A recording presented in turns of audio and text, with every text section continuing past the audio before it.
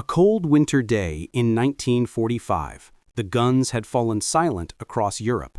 World War II had finally come to an end. Millions of German soldiers were waiting for their freedom in prisoner of war camps, but the story I'm about to tell you will turn everything you thought you knew upside down. Because a significant number of these prisoners didn't want to escape. In fact, some of them called their camps the Golden Cage. Even more surprisingly, they refused to return to Germany even after the war ended. While over 1 million German prisoners in Soviet hands died from starvation, cold, and brutal working conditions, the camps in Britain and America were so different that some inmates jokingly asked, "Would I even live this comfortably if I were free?" This wasn't just a joke. Thousands of German prisoners actually chose to stay in Britain and America after the war. Some married British women, some became American citizens, and some came back to visit their former camps years later. This video tells one of history's strangest and least known prisoner stories, the incredible tale of soldiers who lived better in enemy hands than in their own country. The story of those who chose to stay rather than escape. Those who found freedom behind barbed wire. Are you ready? Then let's begin. But before we start, a small request. If you enjoy the real, lesser-known stories of World War II, the ones they don't teach you in school, don't forget to subscribe to this channel and turn on notifications. Every week, you'll find war stories here that you won't find in history books. Now, let's get back to our story. Ready? Our story begins on May 13, 1943. That day, a historic moment was unfolding in the scorching heat of North Africa. General Erwin Rommel's legendary Afrika Korps surrendered to Allied forces in Tunisia. A total of 275,000 German and Italian soldiers laid down their arms. This was the German army's biggest defeat since Stalingrad. The Allies were suddenly faced with an enormous problem. Where would they put all these prisoners? The temporary camps in North Africa were inadequate. The resources needed to feed, clothe, and house the prisoners were being taken away from soldiers on the front lines. Britain's camps were already full. The island had been devastated by years of German bombing. Much of London was in ruins. Food shortages were severe. The British people were living under a rationing system. Meat, sugar, butter, even tea were all limited. In such an environment, feeding hundreds of thousands of enemy soldiers seemed impossible, both logistically and politically. And that's when an unexpected solution emerged: the United States of America. Think about it. America was thousands of miles away from all the destruction of war. No bomb had fallen on American soil. Farms, factories, and mines were running at full capacity, fields were producing crops, and the economy was booming thanks to war production. Most importantly, America had vast amounts of land. Texas alone was larger than many European countries. But there was a problem. The majority of American men of military age were fighting on the front lines. Farms, factories, and mines were left without workers. The country was struggling with a serious labor crisis, and this crisis would lay the foundation for one of history's strangest prisoner stories. The American government accepted Britain's request. Liberty ships that had been returning empty now began carrying German prisoners instead of military supplies. Between 20,000 and 30,000 prisoners arrived at New York and Virginia ports every month, and as they crossed the Atlantic, they faced the risk of being sunk by their own country's submarines, ironically. And from the moment these prisoners stepped off the ships, they would be left in complete shock. The first shock came at the port. German soldiers expected to be loaded into cattle cars or trucks. Instead, they were placed in luxurious Pullman passenger trains. Velvet seats, clean windows, proper meal service. These men who had fought for months on the front lines in dirty uniforms suddenly felt like they had stepped into another world. Former Afrika Korps soldier Heino Eriksson would later describe those days. During the ship voyage from Norfolk to Texas, we looked out the windows. We saw the vastness of America. Its undamaged cities, its well-stocked stores, It's smiling people. We couldn't even imagine such a thing in Germany. You couldn't see any trace of war. It was like we had arrived on another planet. Ericsson's words were not an exaggeration. In 1943 Germany, cities were piles of rubble. Allied bombing was killing hundreds every night. Food shortages had begun. Families were sending their children to the countryside. And the news from the front was getting worse by the day. For a soldier coming from these conditions, America truly seemed like paradise. So, how were these prisoners received? This is where the most interesting part of the story begins. The 1929 Geneva Convention detailed how prisoners of war should be treated. Prisoners were to eat the same food as the soldiers of the country holding them, live under the same conditions, and receive the same medical care. America didn't just follow these rules, it went far beyond them. Why? Because the American government's calculation was simple. Tens of thousands of American soldiers were being held prisoner in Germany. If America treated German prisoners well, perhaps Germany would reciprocate. This wasn't a humanitarian issue, at least not initially. It was a pure strategic calculation. And this strategy worked. Approximately 96 to 98% of the 93,941 American prisoners held in German camps in Europe survived the war. This was one of the highest prisoner survival rates in history. The situation in Japan was a complete disaster. 11,107 of the 27,465 American prisoners, more than 40%, never made it home. Japan didn't recognize the Geneva Convention. By the end of the war, more than 425,000 German prisoners were held in over 700 camps in America. Think about that number. Nearly 500,000 enemy soldiers were living on American soil. And the vast majority of them would have an experience very different from what they expected. Texas hosted twice as many camps as any other state. There was an interesting reason for this. The Geneva Convention required that prisoners be taken to places with climates similar to where they were captured. For soldiers coming from the scorching deserts of North Africa, Texas's hot climate was considered ideal. In August 1943, there were 12 main camps in Texas. By June 1944, that number had risen to 33. By the end of the war, Texas was home to 78,982 German prisoners. But what was truly surprising were the living conditions inside the camps. Hans Vaker, held at the camp at Fort Robinson, Nebraska, would later recall those days. Our treatment was excellent. Yes, many prisoners complained, no girlfriends, no contact with family, no freedom. But the food was excellent, the clothing was adequate, and no one was beating us or starving us. For someone like me, who grew up in unheated apartments with cold running water in Germany, these camps were the most comfortable period of my life. Vaker's words were not an exaggeration. The camps had become a kind of golden cage for the prisoners. Every camp had sports fields, soccer was the most popular, but baseball was also starting to be learned. Theater groups were formed and plays were staged. Chess tournaments were organized. Libraries were opened, filled with books in both German and English. Music groups were formed. Some camps even had painting and sculpture workshops. The situation at Camp Hearn, Texas was particularly notable. Among the prisoners held at this camp was Rommel's military orchestra. The musicians had surrendered along with their instruments, and they continued their performances in the camp. Local Americans came to watch concerts by enemy soldiers. Can you imagine? People who had been trying to kill each other just a few months earlier were now listening to the same music. The prisoners also built waist-high German castles, miniature works of art complete with small moats and waterfalls. They made ornate fountains. They built wooden pergolas to protect themselves from the Texas heat. Some of these structures would later be excavated by archaeologists and displayed in museums. American farmers desperately needed labor. The war had taken young men to the battlefields. Fields couldn't be planted. Animals were left uncared for. Harvests couldn't be completed. German prisoners filled this gap.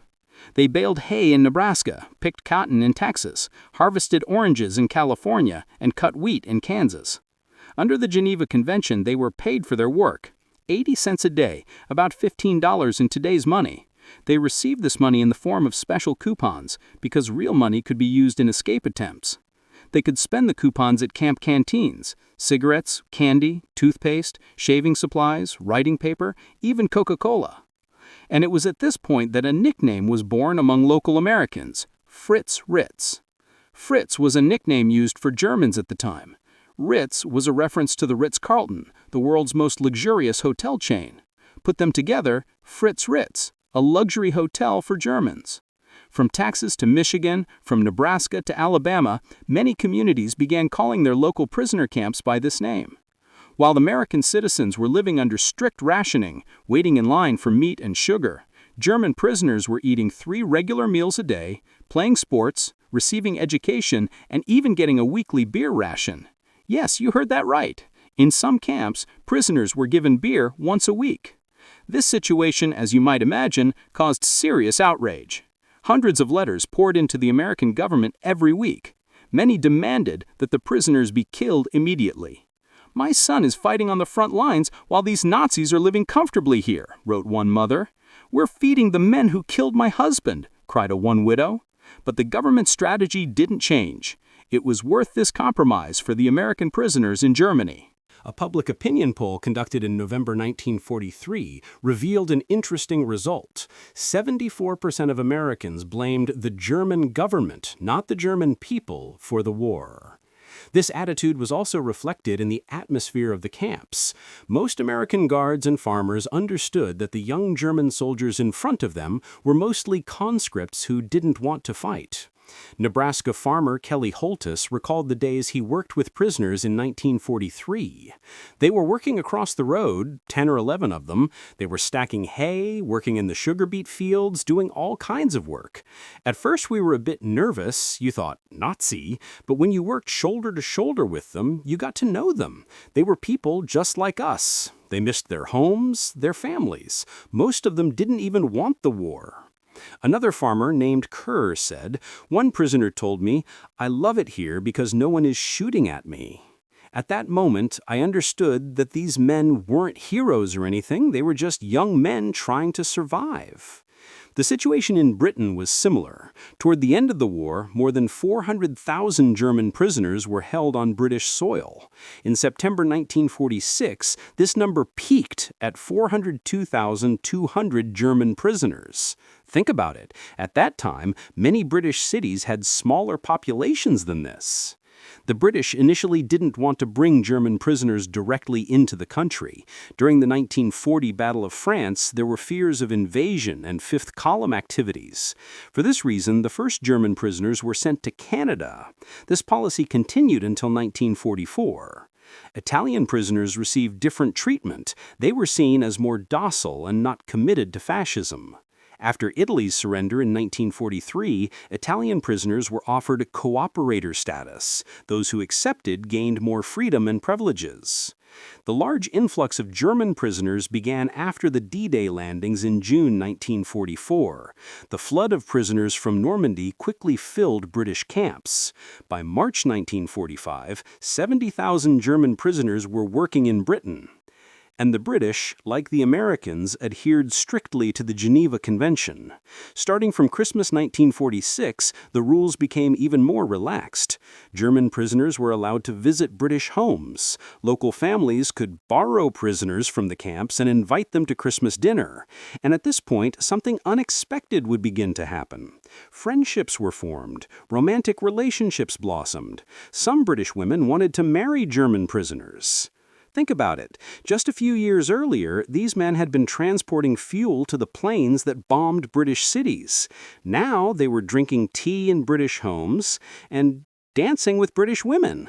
Could there be a better example of the absurdity of war? So what about escape attempts? This is the most surprising part of the story. Of the more than 425,000 German prisoners in America, only 2,222, less than 1%, attempted to escape. This rate was half that of Italian prisoners. It was even lower than the escape rate from civilian prisons. And the vast majority of those who tried to escape were caught within a few hours or at most a few days. Why were there so few escape attempts? The first reason was geography. You're across the ocean on a huge continent you don't know. Germany is thousands of miles away with a vast ocean in between. Even if you escaped, where would you go? Mexico? Then by ship to Europe? It was an almost impossible plan. The second reason was language. Most prisoners didn't know English. Let alone imitating an American accent, they struggled to form a simple sentence. An escaped prisoner would give himself away at the first question asked. The third reason was appearance. German prisoners' clothing had large red circles on them, so they could be spotted immediately if they escaped. Finding civilian clothes was almost impossible. But the real reason was none of these. Most prisoners didn't want to escape from the camps. Why would they?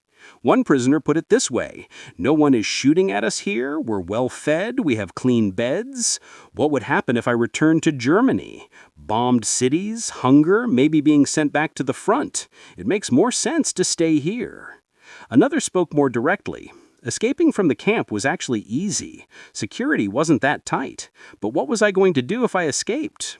In the middle of the ocean? In an enemy country? All alone? And here there's food, hot showers, friends. Why would I escape? And at this point, one of history's most unexpected turns would occur. When the war ended, thousands of German prisoners didn't want to go home. And this was just the beginning. If you enjoyed this video, subscribe and hit the like button. In Part 1, I told you about the surprising living conditions of German prisoners in America and Britain. Now it's time to dive deeper, because the most interesting part of this story lies hidden in the daily life inside the camps and the unexpected decisions made after the war. First, let's take a closer look at the daily life in the camps. What did a typical American POW camp look like? Let's take Camp Hearn as an example. This camp in the town of Hearn, Texas, was one of the largest and best documented camps in America. The camp consisted of 250 buildings. There were 3 main prisoner compounds, each made up of 50 buildings spread across 8 acres of land. Each compound had barracks, a mess hall, a company office, toilet and shower buildings, and an administration building. An infirmary and a post office were also part of each compound. 2 rows of 30-foot barbed wire fencing surrounded the entire camp. 7 guard towers protected the property's perimeter. According to camp director Melissa Freeman, approximately 1,800 miles, about 2,900 kilometers of barbed wire was used around the camp. That distance would be enough to travel from Texas to Chicago and back. Sounds intimidating, doesn't it? But life inside was very different from what those barbed wires implied. Prisoners woke up at a set time every morning. After breakfast, work groups were formed. According to the Geneva Convention, officers were not required to work, and most didn't. But enlisted men and non-commissioned officers were required to work. They were transported by trucks to farms, factories, and construction sites. When they returned to camp in the evening, meals and free time awaited them. What did they do during their free time? The list might surprise you. Soccer was the most popular activity. Every camp had at least one soccer field. The Germans took this sport very seriously.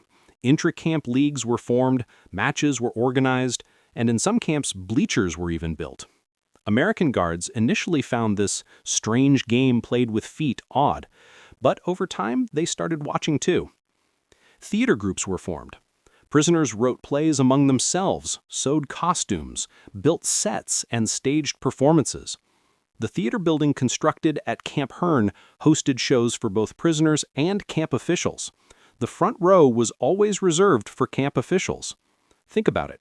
American officers came to watch plays performed by German prisoners.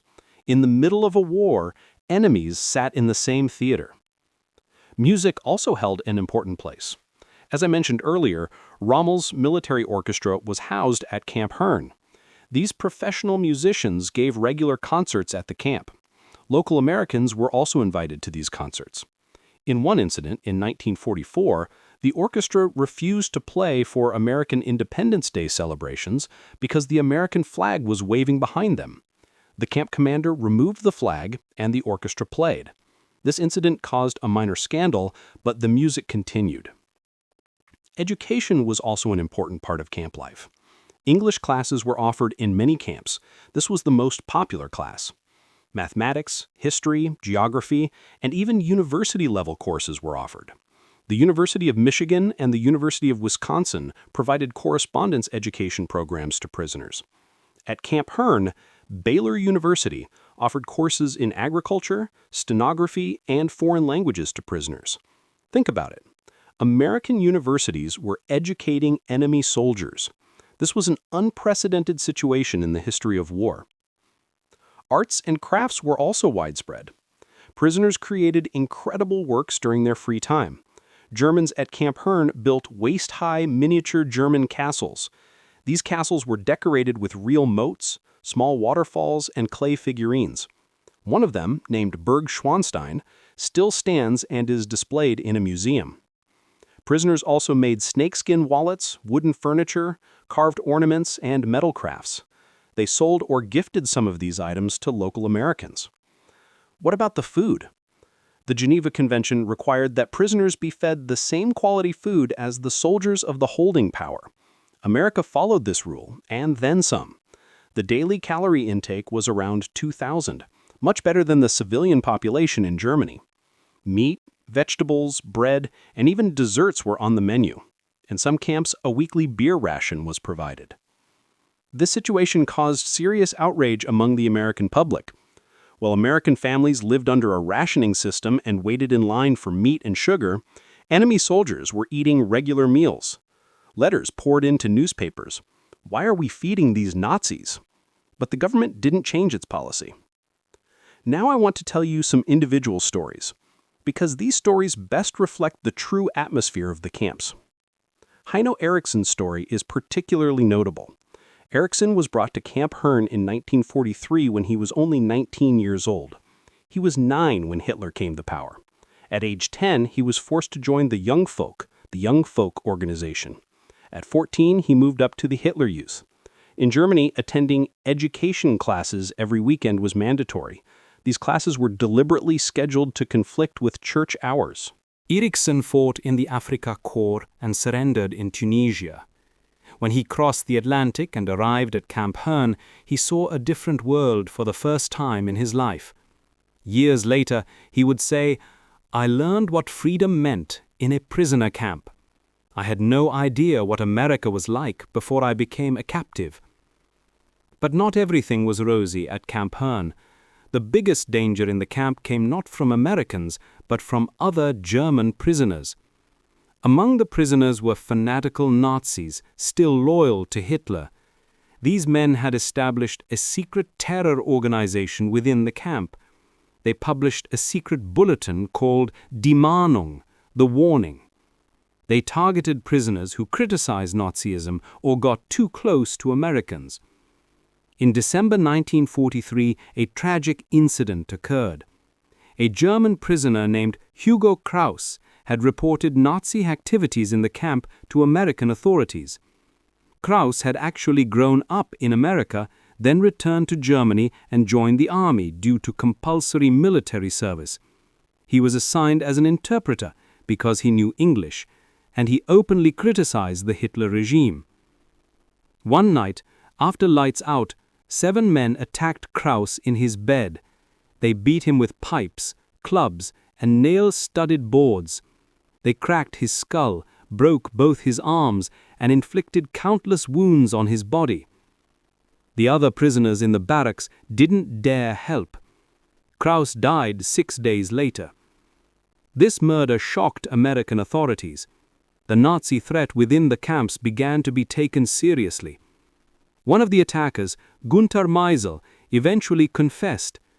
5 men received prison sentences, but President Harry Truman pardoned them in 1949 and sent them back to Germany. Eriksson was sleeping near the barracks where the Kraus murder took place that night. This incident deeply shook him. He thought he might be the next target. He was also an interpreter and hadn't embraced Nazi ideology. He requested a transfer and was sent to another camp in Mexia. But the Kraus case was an exception. A total of 56 prisoners died in German POW camps in America. most during escape attempts. Those who died of natural causes were buried with military funerals. The American government provided a German flag at every funeral. Yes, the enemy country's flag. This detail alone shows how committed Americans were to the Geneva Convention. Now let's return to the situation in Britain, because similar stories were happening there as well. The structure of camps in Britain was slightly different from those in America. Prisoners were classified as white, gray, and black. This classification was based on political views. Blacks were fanatical Nazis, the most dangerous group. Grays were undecided. Whites were prisoners who were against Nazism or at least indifferent to it. Each group was sent to different camps. Camps in Britain also complied with the Geneva Convention. Prisoners worked, received wages, and were properly fed. But perhaps the most notable development occurred after Christmas 1946. From that date on, German prisoners were allowed to visit British homes. Local families could invite German prisoners from the camps. German prisoners were guests in British homes for Christmas dinners, birthday celebrations, and even weekend tea times. This practice was controversial at first. Just a few years earlier, German bombs had leveled British cities. More than 40,000 British civilians had lost their lives in the Blitz, and now the grandchildren of these people were serving tea to German soldiers. But over time, friendships were formed. Some British women had romantic relationships with German prisoners. Marriages took place. Children were born. The most ruthless enemies of war came to sit at the same table. Escape attempts in Britain were also quite rare. In December 1944, a major escape plan was uncovered. Fanatical Nazis in multiple camps were planning a coordinated uprising. There were even rumors that Germany would drop paratroopers. But British intelligence learned of the plan in advance. The ringleaders were sent to the high-security Comrie camp in Scotland. The plan was foiled. There's one interesting exception. Franz von Vera. This German pilot went into history as the only German to escape Allied captivity and return to Germany during World War II. Von Vera escaped from Grisdale Hall camp in England and was captured. On his second attempt, he tried to steal a plane and was captured again. He was sent to Canada. There he jumped from a moving train. First, he made it to America, which was neutral at the time, then to Mexico, and finally to Germany. But von Vera was an exception, and he lost his life in a flight accident in 1941. Now let's get to the real question. What happened when the war ended? On May 8, 1945, Germany surrendered. The guns fell silent in Europe, but freedom didn't come immediately for the hundreds of thousands of German prisoners in American and British camps. In America, prisoners were held for a while longer. Labor was needed for the 1945 harvest. Then they slowly began to be sent back. But during this process, something unexpected happened. Thousands of German prisoners didn't want to go back. Why? Because the Germany they would return to was not the Germany they had left. The war had turned Germany into ruins. Most major cities were piles of rubble. Dresden, Hamburg, Cologne, Berlin, all had suffered heavy bombardment. Millions of people were homeless. Food shortages were severe. Unemployment was widespread. Infrastructure had collapsed. Moreover, Germany was no longer a single country. The Allies had divided the country into 4 occupation zones: American, British, French, and Soviet. And the Soviet zone, East Germany, was especially feared. The fate of prisoners who returned there was uncertain. These conditions caused thousands of German prisoners to want to stay in America and Britain. Britain launched a special program. Prisoners could apply to be released from their prisoner status and become civilian workers. Approximately 30,000 Germans applied for this program. About 25,000 of them were accepted. These men stayed in Britain, worked, and built their lives. Some married British women. They had children. They had grandchildren. Even in 2016, some of these former prisoners were still living in Britain. The situation in America was slightly different. Officially, prisoners were not allowed to stay. The Geneva Convention required them to be sent back. By 1946, all prisoners had been sent back. But then something interesting happened. About 5,000 Germans legally returned to America and immigrated. Thousands more came to visit in later years. Do you remember Hans Walker, the former prisoner at Fort Robinson? He was sent back to Germany after the war, but over the years, he returned to America, received medical training, and retired as a doctor in Maine. Years later, at age 88, he said, "Our treatment at the prison camp was excellent. America taught me who I am." Another remarkable story is that of 91-year-old Armin Gray. In 2017, this former prisoner rode his bicycle to Joint Base Lewis McChord, the site of his former prison camp. Why? To thank America, he said. He shared a memory from the camp. It was August or September 1944. I was standing in front of the camp canteen, wondering whether to get ice cream or Coca-Cola first. The last time I had ice cream in Germany was years ago. I had never tried Coca-Cola. I got both. At that moment, I realized how lucky I was. I had been captured by the American army, not the Russian army. During that visit, Gray met with camp commanders. He toured the old barracks. "My bed was in that corner," he said, pointing to a spot. And he added, "With all those troubles in the Middle East, with what's happening now, I think about ISIS's prisoners. They won't be getting ice cream or Coca-Cola.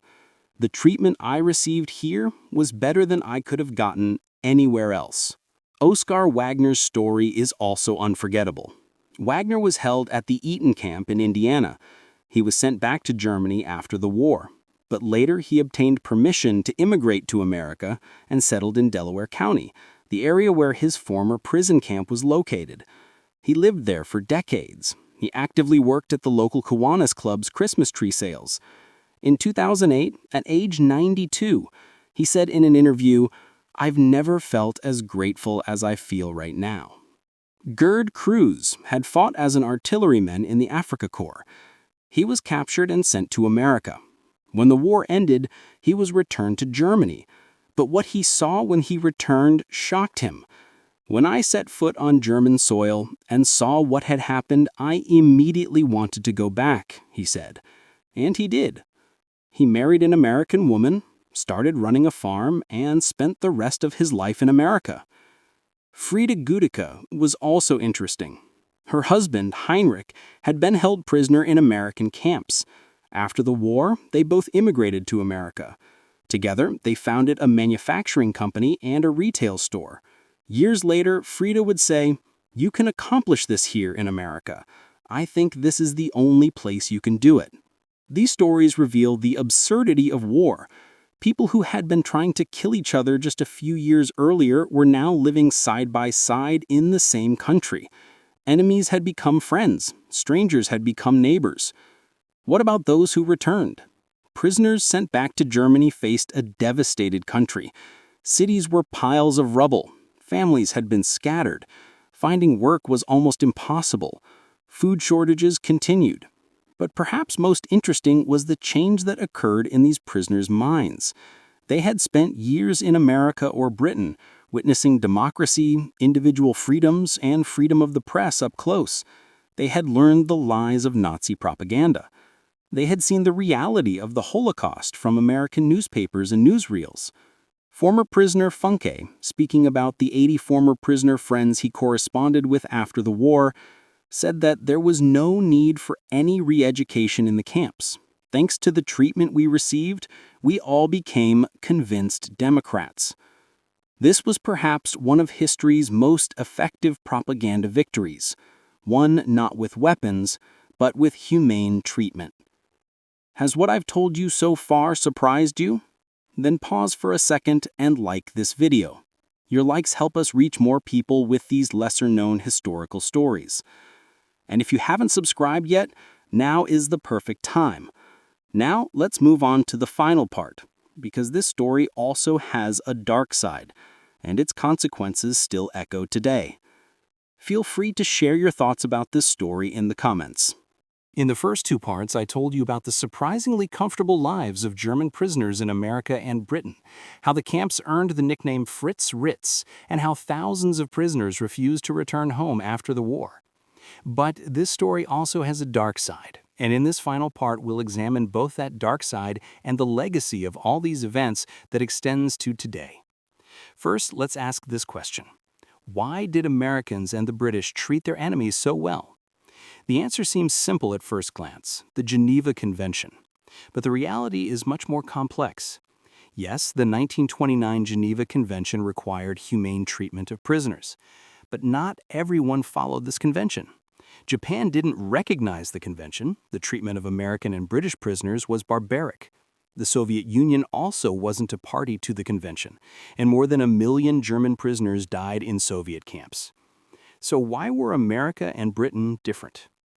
The first reason was strategic. Tens of thousands of American and British soldiers were being held prisoner in Germany. The Allies wanted their own soldiers to be treated well. It was a bargain. We'll treat your soldiers well, and you treat ours well. And the strategy largely worked. Germany treated Western prisoners relatively well, compared to Soviet prisoners. The second reason was practical.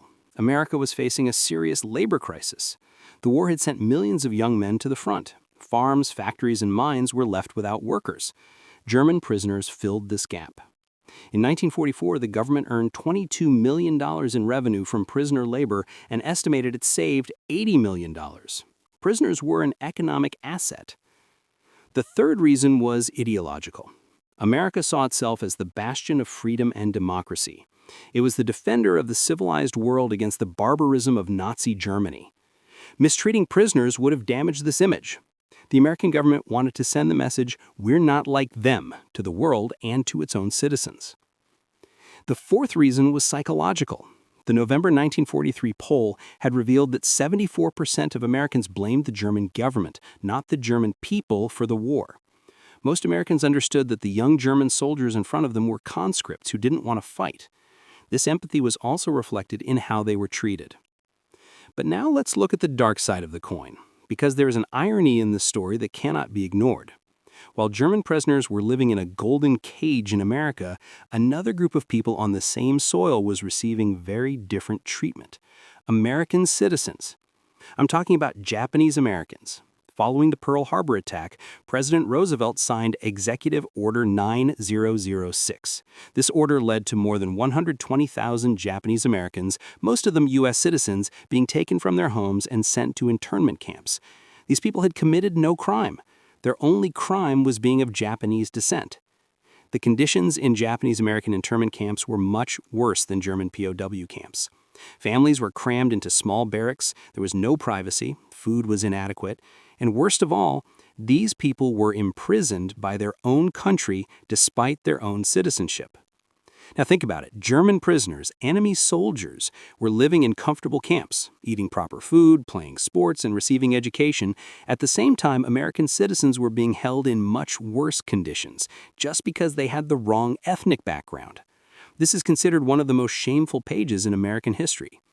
Moreover, racism didn't only affect Japanese Americans. Black American soldiers also faced discrimination. A Black American soldier named Lloyd Brown was stationed at a base in Kansas. One day he wanted to go to a nearby restaurant, but he was stopped at the door. "Negroes can't come in," they said. When Brown looked inside, he was shocked. About 10 German prisoners from Rommel's Afrika Korps were comfortably eating lunch. Enemy soldiers could eat at an American restaurant, but an American citizen who was a black soldier couldn't enter. A similar incident occurred in Texas. A black soldier from Michigan saw German prisoners buying snacks at the train station buffet. He himself couldn't shop at the same buffet. It was forbidden for black people. These stories reveal the complex reality of America at that time. The country was fighting against Nazi racism, but systematic racism was being practiced within its own borders. Humane treatment was shown to the enemy, while its own citizens faced discrimination. This irony continues to be debated even today. Now let's touch on another dark subject, Nazi terror within the camps. I mentioned the Hugo Kraus murder earlier, but this was not an isolated case. In German POW camps in America, fanatical Nazis carried out systematic terror against other prisoners. Secret tribunals were established. Traitors were tried. Sentences were handed down, sometimes beatings, sometimes death.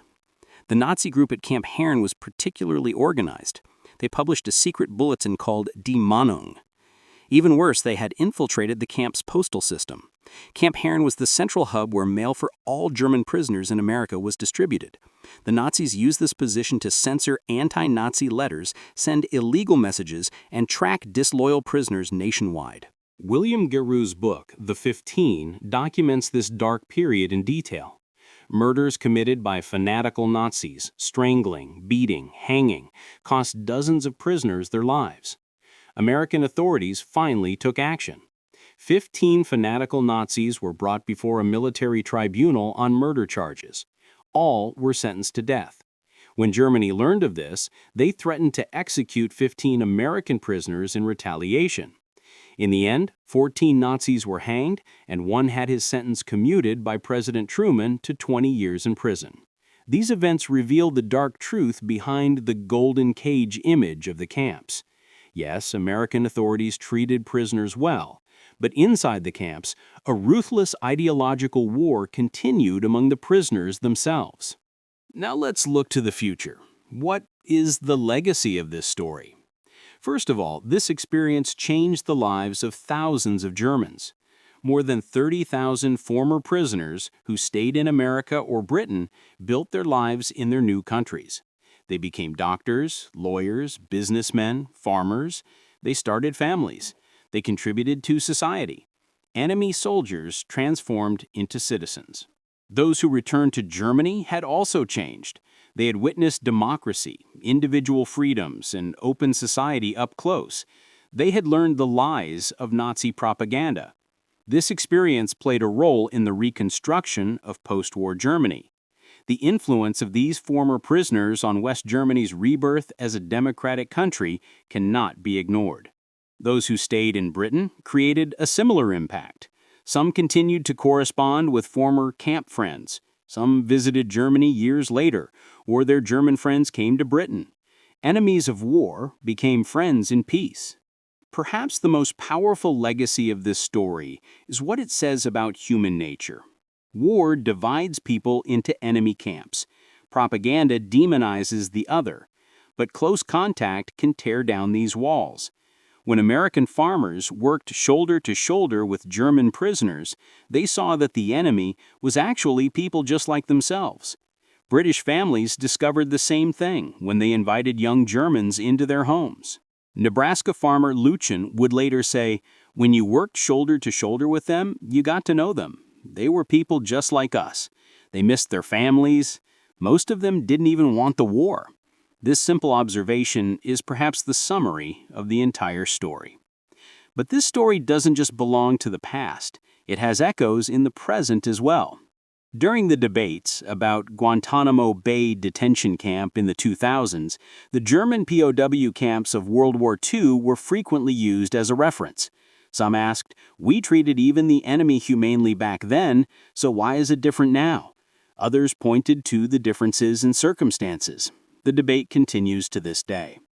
When 91-year-old former prisoner Armin Greve visited his old camp in 2017, he touched on this subject. "I think about all the troubles in the Middle East. I think about ISIS's prisoners. They won't be getting ice cream or Coca-Cola. The treatment I received here was better than I could have gotten anywhere else." These words show the bridge that history extends to today. The question of how to deal with prisoners of war is just as relevant today as it was in World War II. And America's practice at that time, despite its flaws, still stands as a reference point. Now, let's summarize this entire story. During this period that began in 1943 and lasted until 1948, more than 400,000 German prisoners were held in America and hundreds of thousands more in Britain. These prisoners had an experience very different from what they expected. The camps, known by the nickname Fritz Ritz, offered surprisingly humane conditions to enemy soldiers. What was the result? In America, only 2,222, less than 1%, attempted to escape. Most didn't want to escape from the camps. When the war ended, thousands refused to return. Approximately 25,000 Germans stayed in Britain. More than 5,000 later immigrated to America. Enemies transformed into citizens. This story reveals one of war's greatest paradoxes. People who found freedom behind barbed wire. Soldiers who found friends in enemy territory. Hearts that discovered humanity in the middle of war. Former prisoner Heino Eriksson, living in Texas at age 86, said, "I learned what freedom meant in a prisoner camp." This sentence is perhaps the most powerful summary of the entire story. And perhaps the most important lesson is this: war makes people enemies, but humanity can reunite them. American guards and German prisoners, British farmers and German workers, they all eventually discovered the same thing. The enemy in front of them was actually a person just like themselves. This lesson is more relevant today than ever. If this story interested you, don't forget to subscribe to our channel, like the video, and share your thoughts in the comments. Your comments help us determine which topics we should cover. And finally, I want to give you a small hint about our next video. There was a British soldier in World War II. He fought with a bow and sword. Yes, you heard that right. In the 1940s, in the era of machine guns and tanks, this man attacked Nazis with medieval weapons. His name was Mad Jack Churchill, and his story is even crazier than what I've told you in this video. In the next video, I'll tell you the incredible story of one of history's most extraordinary soldiers. Don't miss it. See you soon. Take care of yourselves.